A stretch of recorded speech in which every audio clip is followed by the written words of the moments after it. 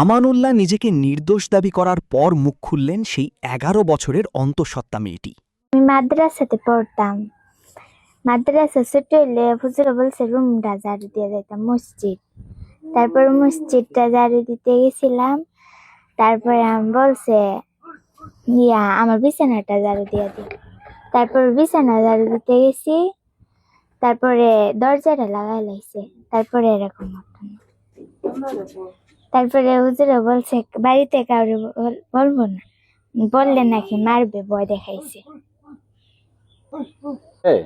হ পরে তোমার কি ধরনের ভয় দেখাইছে?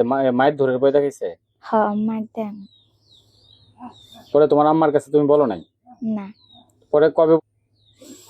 আমার আম্মু আমাকে নিয়ে শুচ্ছে, তারপরে আমার পেটের মধ্যে হাত দিছে, দেখে উঁচু লাগে, উঁচু লাগে আর কি।